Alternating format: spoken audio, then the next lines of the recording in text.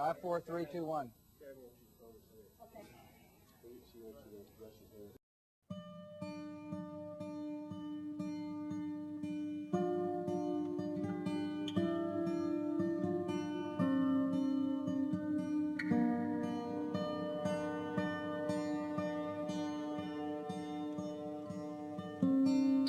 You suppose he's pretty confident on those numbers on Iraqi security forces?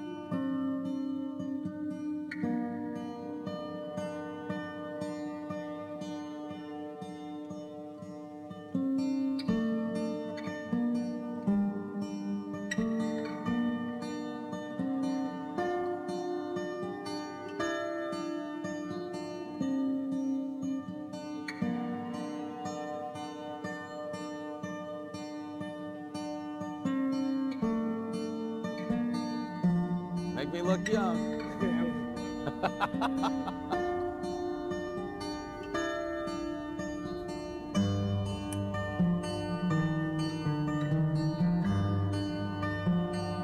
Yeah, I got a little sort of air noise. Yeah, just don't turn it up too much so I don't want to blow my head off.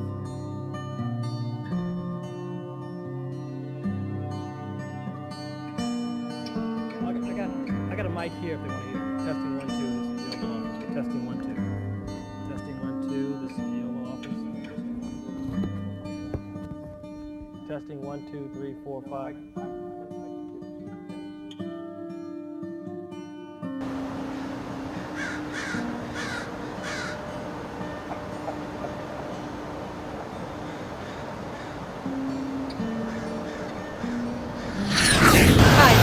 Bernice, and I live in Rancho Cordova, and I just want to say I support President Bush. I think that a lot of the things that are being reported are inaccurate.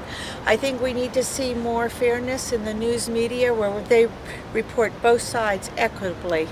I see that President Clinton had a lot of things that he did wrong that was never reported, and here's President Bush, any little thing time he sneezes, it's reported.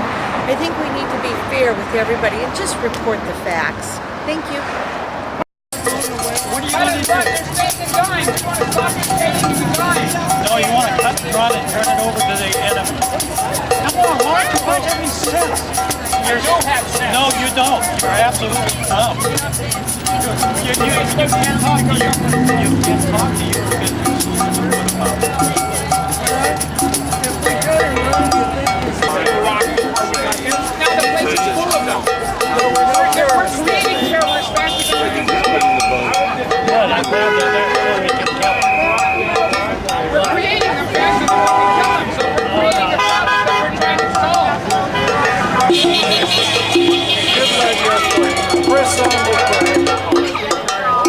Thank you. Lieutenant Colonel Jim Lott, U.S. Army retired, and I'm here on the 27th of October at 16th and Broadway in Sacramento, California, to protest these protesters against our government, against our country, and against our troops. And I have a son who is an Army Ranger, made 4 deployments to Afghanistan in the last 3 years, and I believe in what our servicemen and women are doing, and I'm here to protect their needs. And they say bring them home. You can't bring them home when they're doing what they were sent to do, and they're killing the terrorists there and not here. And that's all I've got to say, except that these people are lost souls. Thank you. I got wounded in Vietnam, so allow you to My boyfriend is a Vietnam vet. Yeah, My son he flew Scouts. fourth deployment there. Afghanistan as an Army Ranger. And he supports what we're doing. Sorry, you don't. Well, I'm sorry you do. Thanks for coming down.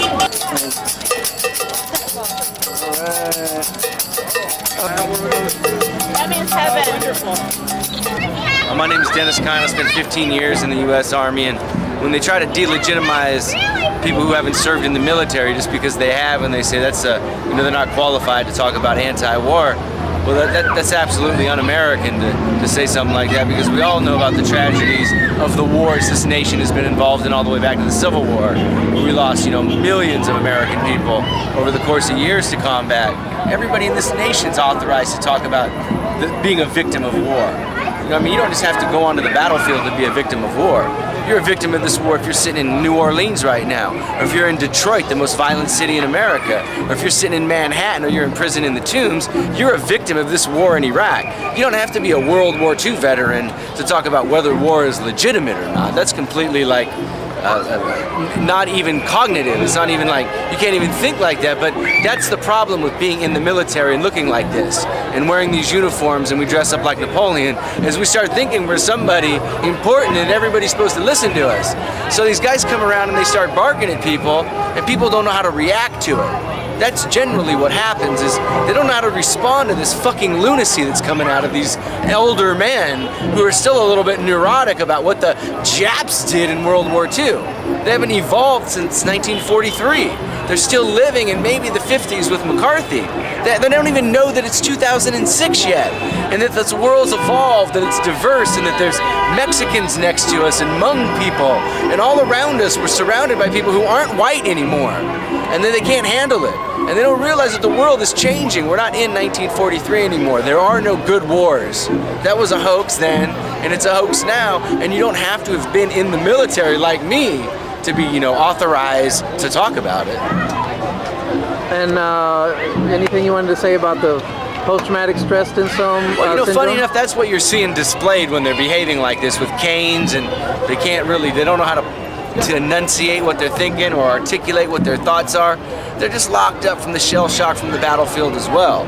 In World War I, it was called soldier's heart. World War II, it was called shell shock. In Vietnam, they called it the 1,000-yard stare.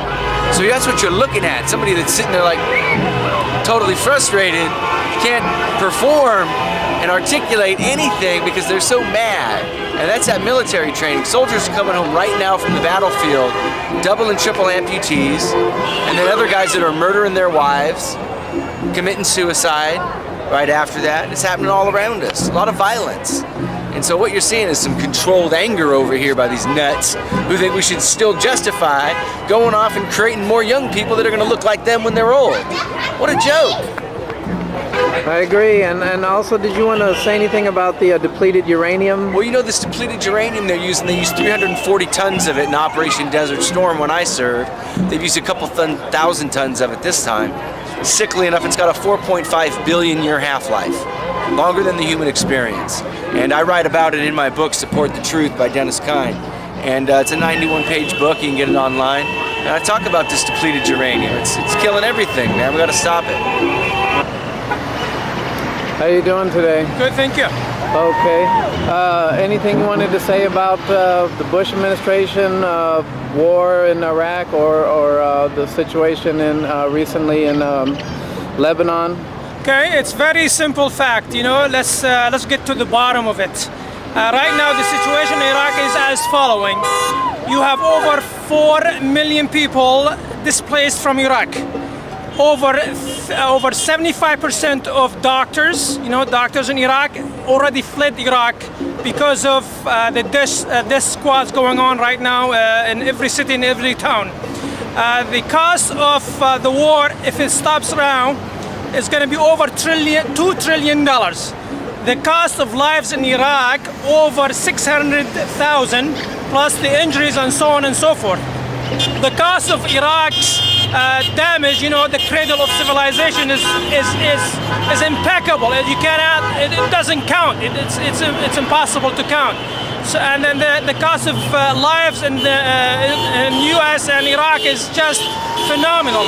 And the only thing we have left is just stop the war. Stop the war to save what's more devastating, you know, and just stop the war. That's the only way to go. And every drop of blood is saved is worth it. So please come out and make sure you vote on November the 7th. All right, thanks a lot. And you got Iraq flag and the Palestinian flag and Correct. Iraq. All right, thanks a lot. Thanks a lot. Hi, my name is Jay. I live in Sacramento, California. I'm here today on 16th and Broadway protesting the war in Iraq and the Israeli invasion of Lebanon because it's an important issue and it should be all people's issue. All people should relate to this stuff. Israel's actions against the Palestinian people over the last 60 years has been totally atrocious. It's a genocide society. It's committing genocide just as the Nazis committed genocide against the Jewish people. I'm a Jewish person. I don't consider myself a Zionist, and by any means, I don't support Zionist Israel. And I think anyone that does is really mistaken. They should look to themselves first. All right, thanks a lot. The question is, are liberals what's wrong with America? Liberals are the reason why America is the way it is. It's definitely a part of the problem. It's a big part of the problem, actually. Too many liberals are preventing us from doing what needs to be done to fix the problems that we're having right now. All they do is cry, cry, cry. So, okay, and what makes a person a liberal, basically? Like, what kind of personality traits or basically, a liberal is somebody who just plays victim. Too weak to do anything about the problems. They just want to sit back and wait for the handouts. Wait for every problem that they have to be solved for them. Okay, is there any Republican types doing that, you think? Or I don't think that in every party there's people that aren't doing things the right way, but the Liberal Party is 99% people that are just making it harder for everybody else who just wants America to thrive. Okay, and what do you guys think about the war in Iraq in general? War is tough, but it has to happen. As bad as it is that we're in a war in Iraq and we're losing American soldiers, it's for a good cause. My best friend's there right now, and he could die tomorrow protecting our right to do this and the liberals' right to spit in his face when he comes home. See, they sit here in America where it's so easy for them to sit back and just not even know what suffering is all about. If they would just take 10 minutes and put their, themselves in someone else's shoes for just 10 minutes, maybe they know what it's like to want to fight for something and be passionate about something. All they're passionate about is complaining. And if they would just quit complaining, get off their ass, and do something about it, we wouldn't have this problem. Okay, and then what do you guys think about the reasons for going to war in Iraq, particularly like, a lot of different countries that we could be at war with? Why do you think they went to war with Iraq? Iraq struck first.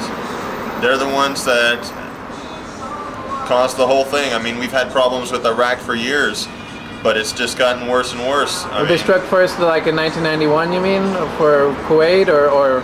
Well, that was the tip of the iceberg. That's when we realized there was a problem. But when they hit American soil, is when they really caused the war for themselves. And Iraq hit American soil?